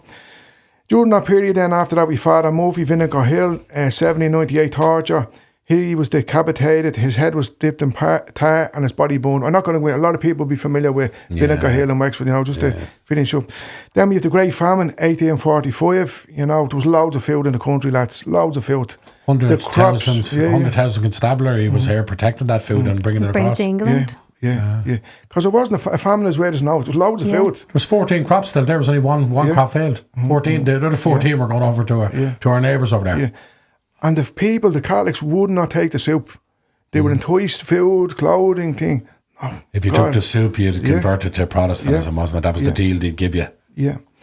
So just move on there, just to Daniel O'Connell. He's another big figure in Irish Catholic history. He's born in 1745. O'Connell Street obviously is called after Daniel O'Connell. His nickname was the Liberator. He went to Tara, and he done a big speech in the hill of Tara. I think there was 1 million men at it. He was on a gold horse and carriage, and he's thanking them. During that was going on, there was 5 tents with Holy Mass going on and confessions. 1 million people in the hill of Tara. Yeah. Wow. Yeah. And the similarity is with King Brian Brew was also there as well, Yeah. After that, Daniel O'Connell studied in France. He would have had a good few languages and that. But he was there for Napoleon, and he seen a lot of bloodshed in the streets of France. So he was always against non-bloodshed. He didn't want to go into, he was always against it. And he had a duel when he was a young man as well. And the two of them, shot out with a duel with handguns. And he actually killed the guy, And he was very remorseful for that. And he gave his wife and her daughters, he educated their daughters. And he also gave the guy who killed his wife a pension for many years, He brought that great African-American emancipation activist. That's right. To Ireland as well. He was against the slave. Frederick Douglass, who came to Ireland. Yeah. Frederick Douglass was in Ireland doing a speech in Dublin. Yeah. He brought him, Daniel O'Connell. Yeah. That's incredible history. And when people are talking about the slave trade, they always reference Daniel O'Connell, especially the Americans, He's an amazing guy, I don't think he gets much credit for what he done as well, So so he was hoping to do another gathering, a monster meeting was it called in Clontarf. And who else was in Clontarf? King Brian Brew. So this was symbolic, with King Brian Brew to go there. But the British government said, we're going to blow you over. You got away with Tara. If you dare to go down to Clontarf for 1 million men, we're going to decimate you. So we had to pull back. People were against him, say, why did you bottle it? But he just didn't want to see. He knew the bloodshed if he had a meeting down at Clontarf, So then he was a great man. The Catholic Emancipation Act of 1829, that ended the penal laws. It was great for Irish that there was a bit of breeding there. So then O'Connell, just after the famine, O'Connell, he had a chaplain. Most of these guys had their own priests, their own chaplains, and so on and so forth. So we went on the pilgrimage to Rome, he did, and he was elderly there, and he got very bad, and his chaplain documented this. So he was dying, he's a few hours left before he passes away, and his famous saying is, I want my heart to go to Rome, my body to Ireland, and my soul to heaven. So he's buried now in Glasnevin graveyard. There's a big monument, and he's buried. There's actually a lot of groups there go there, We drove by the remember? Yeah. So he's in the casket there. But another guy there that really helped us, He died in Genoa in Italy on pilgrims to Rome. That was 1847, Just to jump ahead to the 1916 Easter Rising, and again, Easter Rising, we have heard that already, the Easter Rising, and the Propagation. Joseph Mary Plunkett, and he was also a descendant of St. Oliver Plunkett, one of their last martyrs. St. Oliver Plunkett. I didn't know that. Yeah, he was. That's interesting. Yeah. Wow. And wasn't Plunkett the last saint? Oliver Plunkett, he's the last Catholic martyr. Yeah. Oliver was martyred in Tyburn in England, and Oliver was amazing, man. His head is his decapitated head is in the church there, St. Peter's in Drogheda. And Oliver was an amazing guy. He was in Rome for many years. He could speak 7 or 8 languages. He was actually a professor, and he came back to Ireland. And when he came back to Ireland, he possibly knew he was going to be hung, drawn. He knew coming back he was going to be hung, drawn, and quartered. He came back to Ireland. He came in through up by Pass Newry there. And there was a bit of a rebellion in the Catholic Church. There was a disagreement between the Dominicans and Franciscans up north about who owned the churches and finances. And he came in then and he sorted a lot of that out, St. Oliver Plunkett, He was there then anyway, and he was a great horseman. He used to hide out in houses. And there was these kind of bandits, is a good word to use them, called the Rapparees. And these were young Catholic men who their parents had been dispossessed of lands, and they used to go into the Protestant areas of the north, and he'd huddle all the cattle together and steal horses and cows and so on and so forth, So St. Oliver Plunkett met up with them. And he said, lads, you're a mortal soul doing this and stuff, and you're making it worse for the local Catholics, because every time they were taking cattle, the Protestants was born out the Irish Catholics that was innocent people, just for revenge. And so he done a peace treaty in Dublin Castle, and he allowed the Rapparees to leave Ireland into exile then, So Oliver Plunkett, he really was an amazing guy, you know. He was taken then to Dublin Castle. He was captured. He was in Dublin Castle for a while. Then he sent up to Newgate Prison in London to Tyburn, to the Tyburn tree, you know. Just to say about hung, drawn and quartering, it was the most horrific death you could get, you know. The movie Braveheart, you see the last scene, Mel Gibson, and he plays Braveheart. And you're in dungeons probably for years. Who knows how long you're in dungeons for. And you would get sentenced, or the sentence you would get, you were going to be hung, drawn and quarters, your bowels would be took out. So they'd take you out of prison and they'd put you on a pallet or a cart and they'd drag you to the place for execution. So people would be throwing rocks at you and you'd nearly lose your skin already getting dragged on the ground with rocks and stuff. So you're brought to the scaffold then and they would try and prolong this for as long as they could to appease the crowd. And they'd put you on a scaffold and they'd hang you up and put your hands behind your back. They'd have your foot on the step, and you kick the step. Now, they don't want to kill you, they want to hang you. They want to get kind of starting asphyxiation, but not too much. And you'd be there dangling. After 2 minutes, they cut you down then. You know, you're shaking, you're trying to breathe. God. And they would tie you to a table, whatever. And for your breast to your navel, they would cut straight down. They would have a fire ready. They would put their hands in, take her intestines out while you're alive. They would hold her up and throw her on the fire. They'd put their hand back in and take your heart out with it's beating.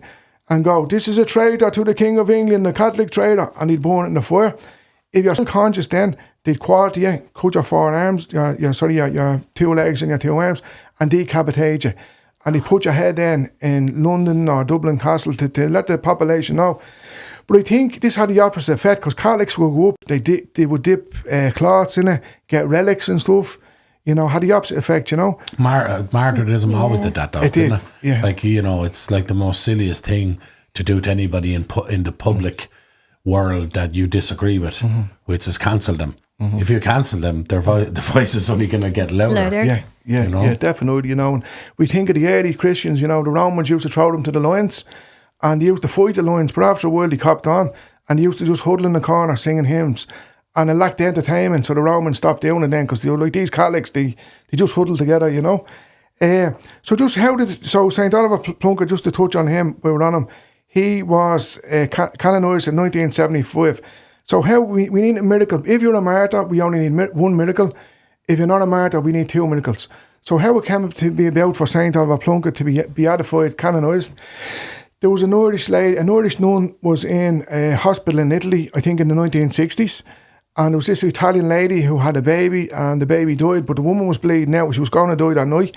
And all the doctors says, there's no hope, you know, give her 12 hours, she'll die, you know.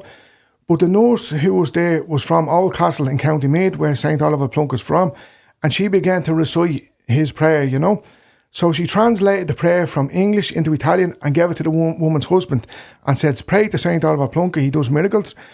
And the next morning when the doctors come in, the woman was up having her breakfast. It was they couldn't not believe it. It's a totally miracle. So he was beatified, canonised in 1975 then, you know. So yeah, that's where we're at then. And just to bring us forward to so in 1991, so the Irish Church always knew there's loads of martyrs out there from the book and different priests. The Church always knew, and I think because of the Protestant and Catholic thing in Ireland, they didn't want to touch it. They just wanted to let it lie and let things calm down. So eventually in 1992, they opened the cause for 17 Irish martyrs, 1 woman and 16 men who was martyrs, you know. So the word martyr just means witness, you know. It doesn't mean how you're killed. You could be burnt alive, you could be hung, drawn, and quartered. Anything can happen, you could be shot. But it's the word witness. Surely, like, if you think about it, Bobby Sands is somewhat of a martyr. Like, Bobby Sands died in the most painful death imaginable, coming into a state that was abandoned by the rest of the country. And he did so through his faith and being counselled by his priest. And the bravery there is that's unmatched. Now I know it gets a sort of complicated in terms of the political with the religious, but still, surely he is a martyr. Surely, you know. I think with the Catholic Church, they have to weigh up. If you're like Father Murphy from Wexford, because he took arms up, it's different. You know what I mean? Sure. That's my take on it. The 16 men and 1 woman here were just because they're Catholic. It's undeniable. They were martyred just because of their faith in the Catholic faith. So just touch on 1 or 2 then, and let's give it over to you then.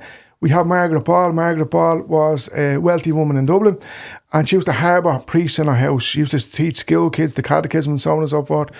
So she kept priests in her house, and her son Walter became the mayor of Dublin, and he converted to the Protestant tradition, you know.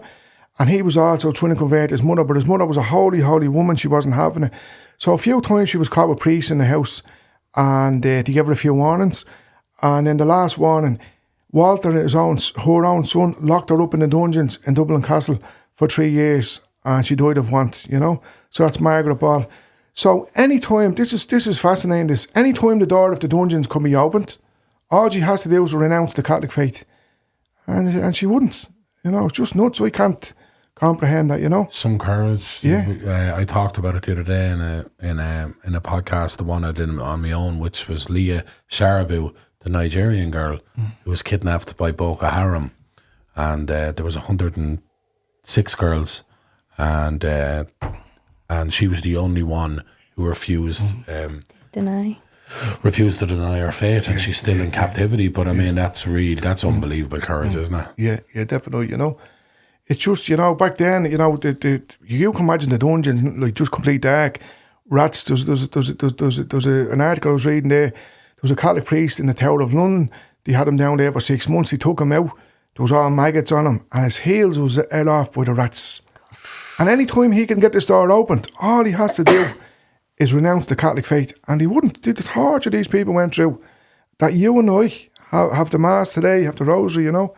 It's just nuts when I think about it, you know. Tell us about that sister, the sister Ruth. Sister Ruth, yeah. So I know we all love Sister Claire Crocker here, you know. She's doing tremendous work, and my kids have been going to camp with the Home and Mother Sisters since they came into Ireland. I think it was 10 or 12 years ago. But Sister Ruth as well, I know Father Luke Damasi, he has a podcast on her. If you just put Servants, HM Films, Sister Ruth de Collin. Sister Ruth was from Finglas, and she came from a beautiful family, and the family would have been in practice, her mum and that. And she says when she was a little girl, she was 7 years of age, just before the Holy Communion, and she was in the church in Finglas, the old church that was knocked down, the big church in the west, and she found the Holy Communion on the ground. Now, she knew what it was, but she didn't receive her communion. So she rubbed Jesus off, she cleaned Jesus off, and she consumed the Eucharist and thought no more of it, you know. In her later years, she got into addiction and so on and so forth. And, you know, her mum was praying for her. And she eventually got her to go to Medjugorje with a priest friend of mine, Father Adrian. And again, the first few days, she wouldn't speak to the priest. She was like, you leave me alone, I'll do my thing, and so on and so forth. And she had a big conversion out there. She had, you know, massive conversion, went to confession. Once she went to confession and confessed everything, you know, she come back to different prayer groups. And she joined the Home and the Mother Sisters in Spain. You know, getting Finglas learning Spanish, I'd say it was very difficult for her to adapt to it, but she had, you know, she loved the Lord. But 5 years ago, she got cancer, and she was out in Spain, and she offered her life for Ireland. And I really think this podcast, there's a lot of fruits happening and great things happening in the last year or so. I really believe this podcast is part of Claire and Sister Ruth de Collin. But Father Luke Damasi, I was only chatting to him on the phone yesterday, but he was saying that he celebrated Mass for her a few weeks before she died, and she said, Father Luke, heavy my pain, my cancer. She wouldn't even take medication, right? She wouldn't take painkillers, sorry. Everything is for the Irish people, and she loved the Martyrs, she did. And Father Luke said the doctor come in, now not with painkillers, with medication, and there was an orange tablet, a white tablet, and a green tablet. And the doctor didn't know, you know what I mean? It's so uncanny. But I think we need to be praying to them, Sister Claire, obviously, we love Sister Claire. But Sister Ruth de Collin, you know, she's kind of I feel she's an unsung hero, you know. She's well known up in Derry, and I know about her through Derry, through Sister Claire's two sisters, Megan and Shauna. They would talk a lot about Sister Ruth because they would have known her as well. So I know she's greatly loved, and I know like everybody thought so well of her, just as Sister Claire did, and both of them are up there now. And I've no doubt as well that, you know, well, we already believe Sister Claire made this happen and made us happen, you know, we've talked about a lot. So yeah, it's mad. I think there's so many things is all connected. Like everyone who comes in here, we're all connected in some way through someone or Sister Claire or Derry. I just don't know. Yeah, even with this podcast, Damien, like the more we look at it all, we actually laugh now because we were not in control of any of it. Like not at all, honestly. Not a thing. We weren't in control of it, and like the kind of the trials and tribulations that even came from it, but then overcoming them and the sort of graces from that even as well. It's been very very interesting. I could tell you that, you know, and only deepens us more in our own faith. It does. Yeah, you know, great stuff. You know, it'd be worth just talking about a couple of things before we maybe go. The state of Ireland today, you know, in terms of its fate. Mm-hmm. What do you think? Mm-hmm. Where do you think we're at? Where do you think we're going?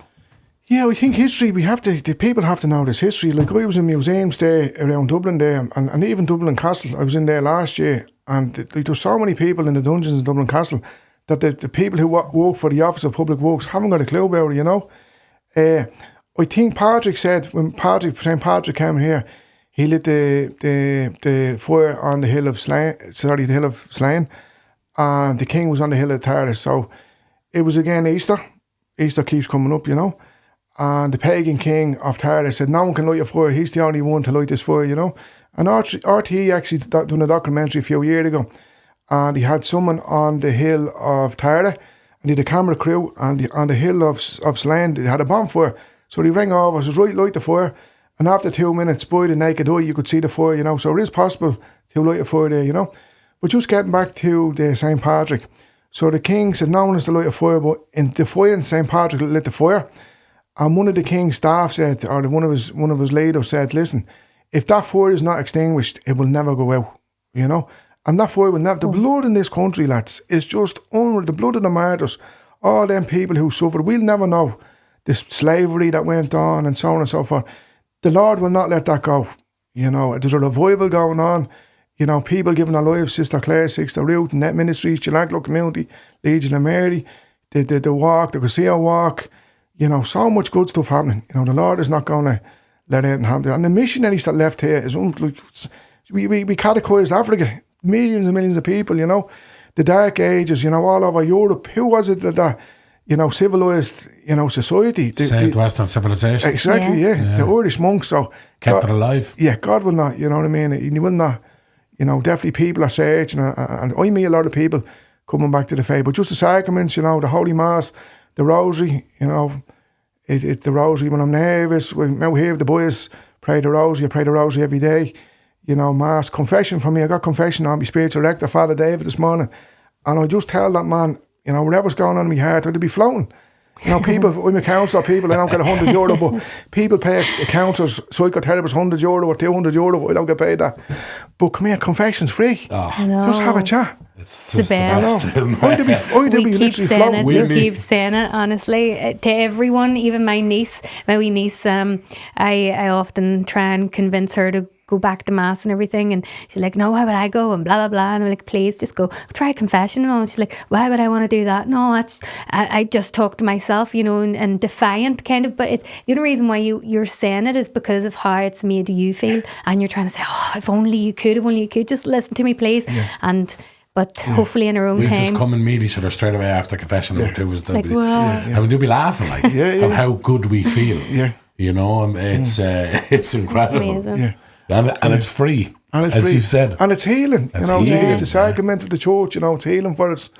And we find it phenomenal. Therapy and all that stuff is great, I definitely do think, but there's no healer like our Lord's healing. There's no, because there are some people that that therapy never reached them. Because therapy keeps you in a process. I mean, you're going back each week and you're drudging up all those things that you're trying to move. I think what happens in a confessional is you go in, you say it and you let it go, where you're going back to the therapist and you're going over it and over it and over it and over it and reliving it. You go to the confession, once you said it, it's done. And you walk out and you feel like, God, that is done. That is done. That weight is gone. It really is. Truth. Honestly, please, anybody who's out there who's sitting on the fence thinking, should I do it? Do it. And priests were too happy to meet someone coming back to the faith, you know. That's what they give. A priest give up being, you know, father, you know, husband. They give up that for confession, you know, to bring people to the Lord and Saviour, Jesus Christ, you know. Just to say a big shout there, I have a cousin of mine, Father Anthony Kavanagh, and the family's originally from Finglas there, and he's a young priest there with the Dominicans. And I'm blessed to have him in the family, you know. He's a beautiful man, you know. And they're big into the horses. His father actually won King of the Road 3 times, you know. He loves to trot on the road and all that. Brilliant. But Father Andy drives the old trotters now and again, so he's a beautiful man. We're blessed to have him, you know. Amazing. And then just, I suppose, we're kind of already talking about it, but we always kind of ask, like, what advice would you give out? Yeah, kind of, you know, if you're leaving someone with a lasting thought and you look back on your life and where you were and where you are now, how would you sum it up to somebody who's maybe sitting in the same position you once were? Yeah, ask for help, you know. If you can't get out to Medjugorje, you know, Medjugorje, I say to people, knock happened 100 years ago, Fatima happened 100 years ago, Lourdes happened 100 years ago. Medjugorje is our lifetime, you know. The amount of vocations out there, the amount of conversions is undeniable. You know, people in addiction going out there getting healed. You know, it's just unbelievable, Medjugorje is, you know. I'd really, really recommend it, you know. I wouldn't be here today only for Medjugorje, you know, I have to say, you know. Well, on that note, we all got to get to Medjugorje. But thank you so much Thanks for so today. much, we loved having you. Thank you. That was definitely a history lesson. There was a lot in there I didn't have a clue about. So thank you so much. Enjoyed it so much. God bless you, man. Thank you. God Thank bless. you.